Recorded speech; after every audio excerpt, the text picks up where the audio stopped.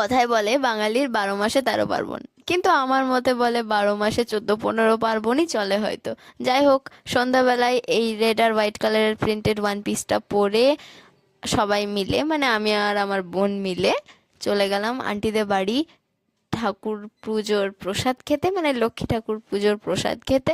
এবং এখানে আমার ভাই সবসময় হোমলেসই ঘুরে বেড়ায়, বাড়ি হোক বাইরে হোক যেখানে হোক তুমি দেখতে পাবে ওকে হোমলেস, চেহারাটাই হোমলেস, কি আর করবো। যাই হোক, তো মা আন্টি এখানে খাবারগুলো গুছাচ্ছিল, প্রসাদটা গুছাচ্ছিল, গুছিয়ে তারপর আমরা খেয়ে দিয়ে চলে গেলাম সোনার লক্ষ্মীকে প্রণাম করতে। আমাদের গ্রামের সব থেকে ফেমাস লক্ষ্মী হচ্ছে সোনার লক্ষ্মী, যেটা হলো অষ্টধাতুর লক্ষ্মী। এবং আরও দুটো লক্ষ্মী পূজা হয়, যেখানে আগের ব্লগে তোমরা দেখেছিলে, আমি বলেছিলাম যে আমাদের বাংলার দুর্গা বা বড় দুর্গা মন্দির যেটা, সেখানেও হয় একটা লক্ষ্মী পুজো, যেখানে আমার দাদা পুজো করে। এবং আমাদের নিচের পাড়ার যে লক্ষ্মী, সেই লক্ষ্মী পুজো হয় যেখানে একটা জেঠু পুজো করে। তো যাই হোক, সাজানো গোজানো ওই পরিবেশটা, ওই মনোরম দৃশ্যটা আবার খুব ভালো লাগে আমার।